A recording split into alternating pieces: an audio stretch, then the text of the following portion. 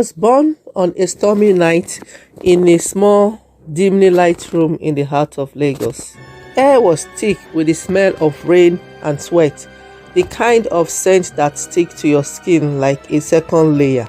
My mother, Adebimpe, had labored for hours, her cries echoing through the narrow streets of Mushin. But when I finally came into the world, she did not hold me close or whisper words of love into my tiny ear. Instead, she turned her head away, her eyes filled with a mix of fear and shame. I was unwanted from the start. Adebimpe was young, barely out of secondary school, when she fell for a man who promised her the world. His name was Kule, and he was everything a girl like her could dream of. Tall, handsome, and with a smile that made her heart flutter.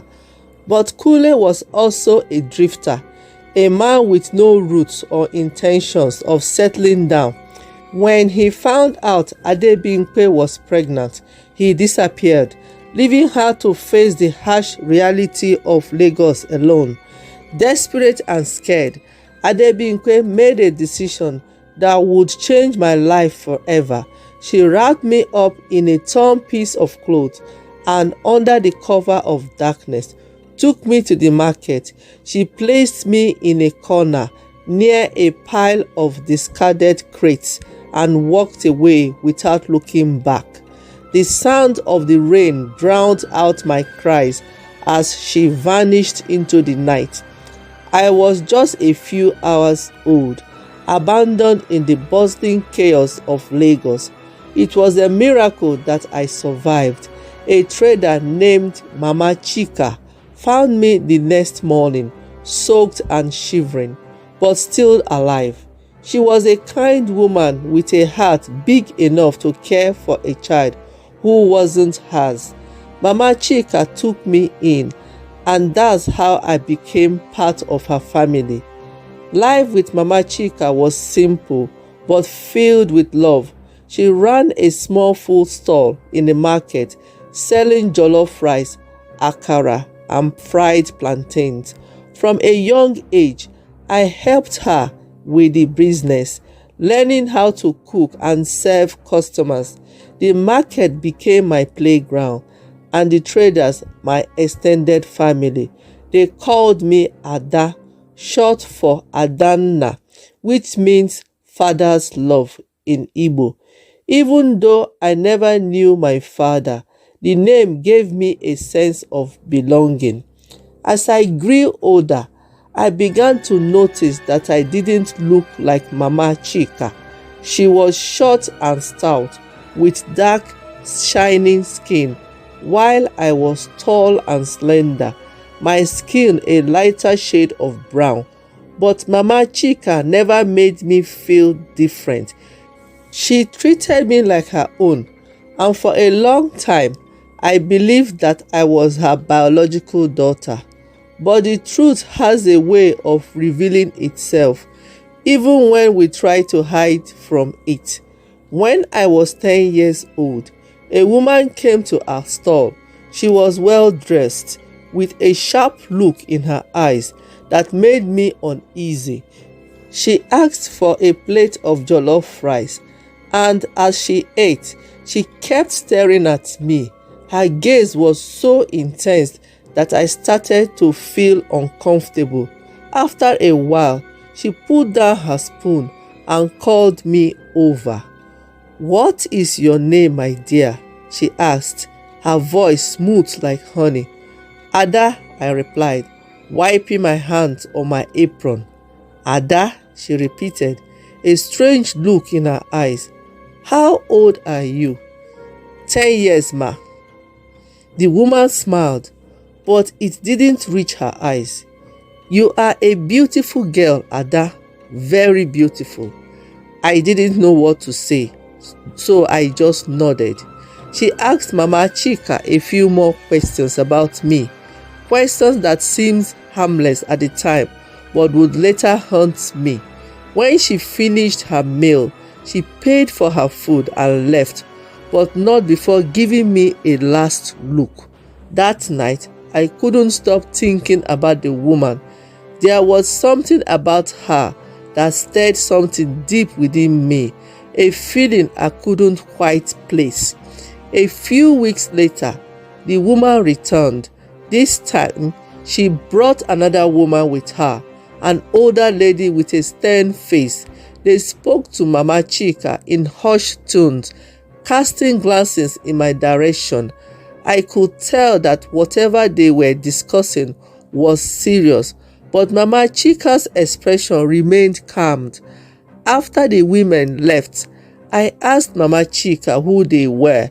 She hesitated for a moment, then sat me down and told me the story of how she found me in the market. The words hit me like a punch to the gut. "You are not my daughter, Ada," she said gently, "but you are my child in every way that matters." I felt like the ground had been pulled out from under me. The woman who had been staring at me, could she be my real mother? The thought made my head spin. "Who is she?" I asked, my voice trembling. Mama Chika sighed. "Her name is Adebimpe. She claims to be your mother." I couldn't believe it. The woman who had abandoned me, the one who had thrown me away like trash, was back in my life. But why? What did she want from me now? Mama Chika must have seen the confusion and fears in my eyes, because she pulled me into a tight hug.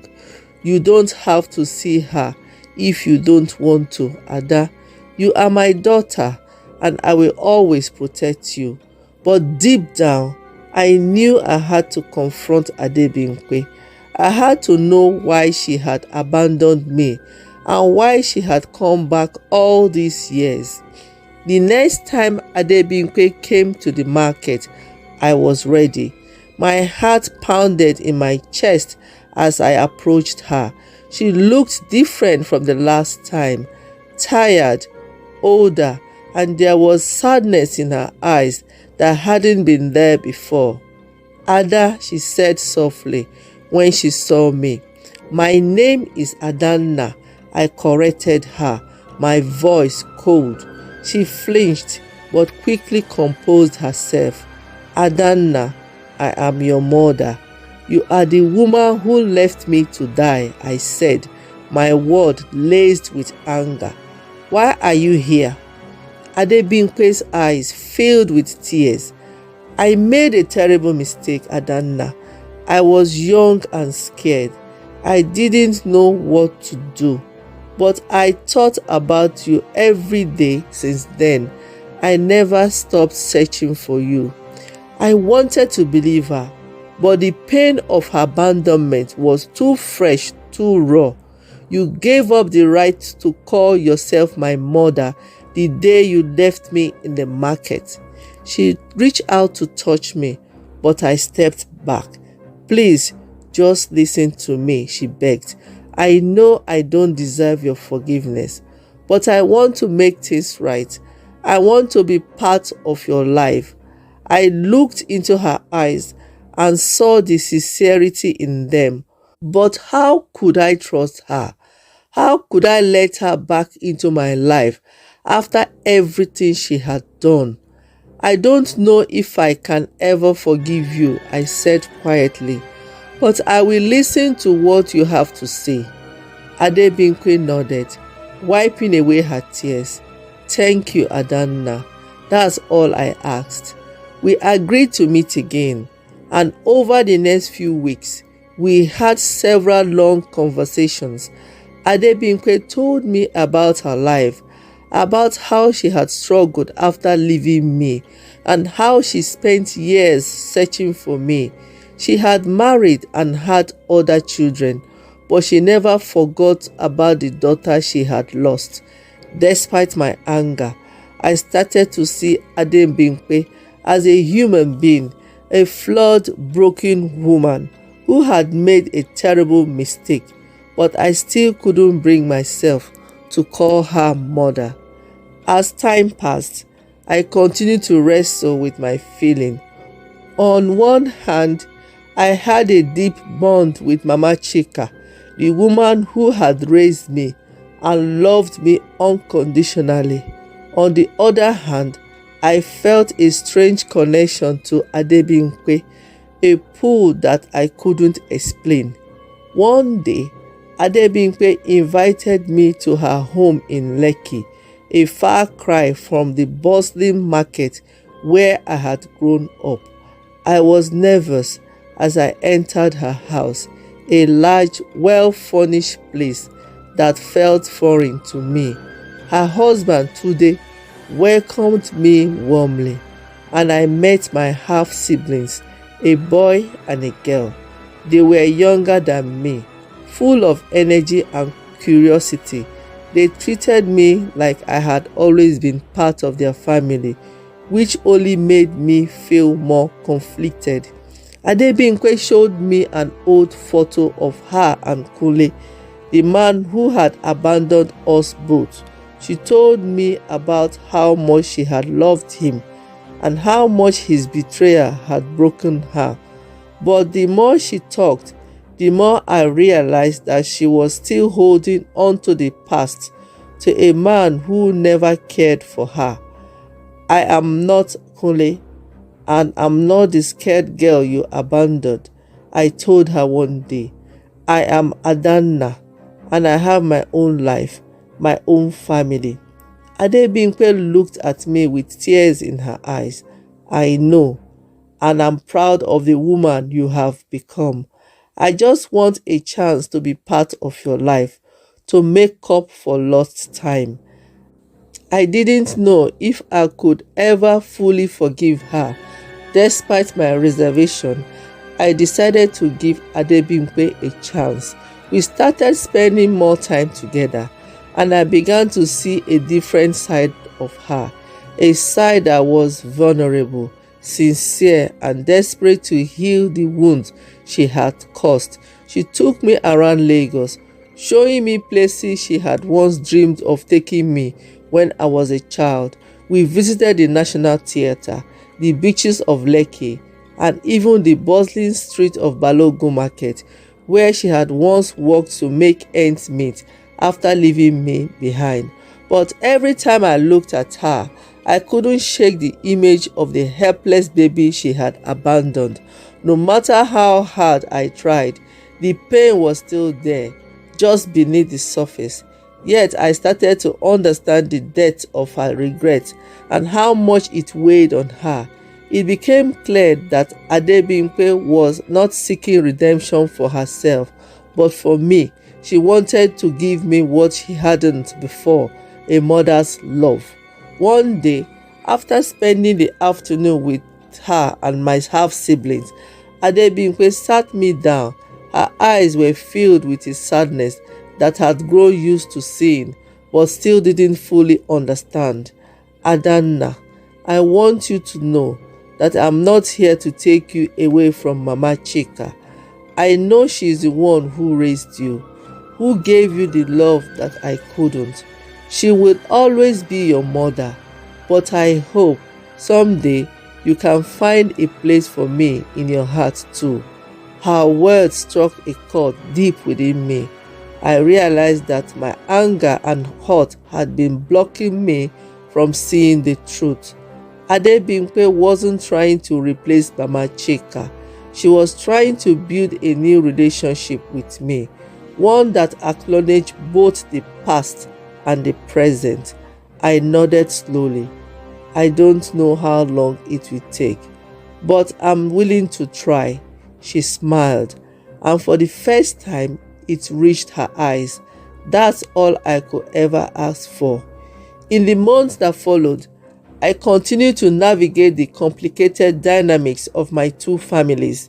There were moments of tension, especially when Mama Chika and Adebimpe were in the same room, but there were also moments of surprising harmony. Mama Chika, despite her initial reservations, grew to accept Adebimpe's presence in my life. She even invited her to our home for Sunday lunch, where they spoke like two mothers who shared a common love for their child.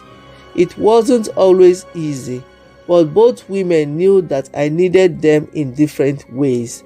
I also began to spend more time with my half-siblings, who welcomed me with open arms. They were a reminder that life moves on, that even after tragedy, there is room for new beginnings. I found myself caring for them, teaching them things I had learned in the market, and in return they taught me about the parts of Lagos I had never seen. But no matter how much time I spent with Adebimpe and her family, I always returned to Mama Chika.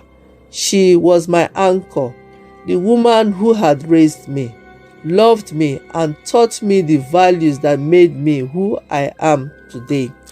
I realized that I didn't have to choose between the two women. They both had a place in my heart, each in their own way. One afternoon, a few years later, we had a small gathering at Mama Chika's house. Adebimpe and her family were there, along with some of her closest friends from the market.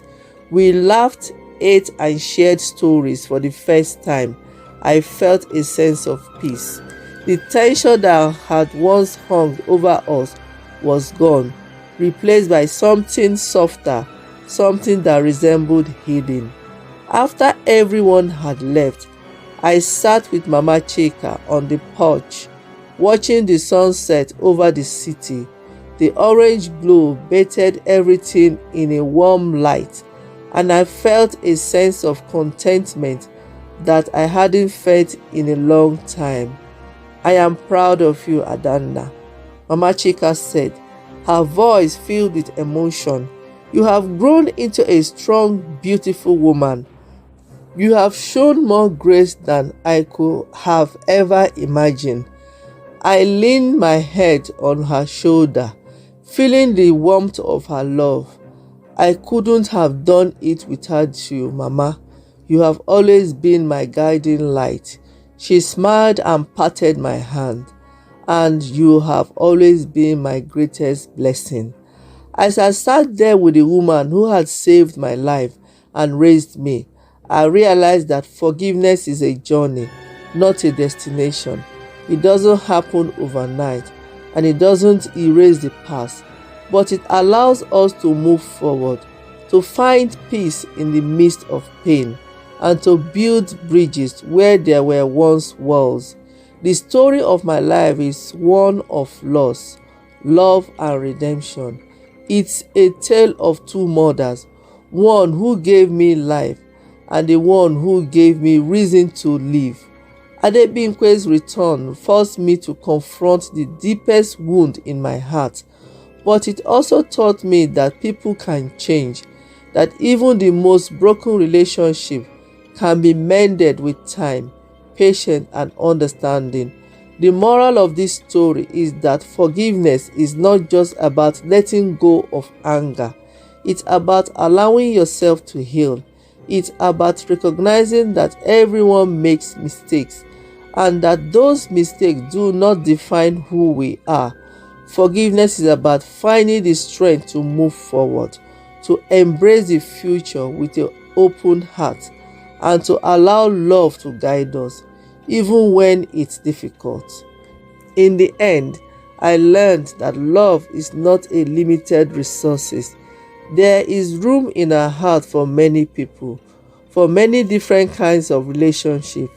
Mama Chika and Adebimpe both became my mother in different ways, and through them I discovered that family is not just about blood, but about the bonds we create through love, compassion, and forgiveness.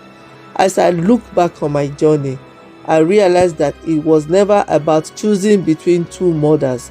It was about accepting them both, flaws and all.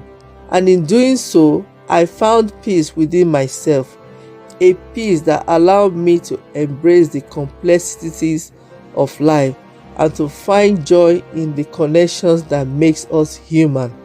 Thank you for watching. Please subscribe, like, share, comment, and press the notification bell for more captivating and interesting stories. See you in the next stories. Bye for now.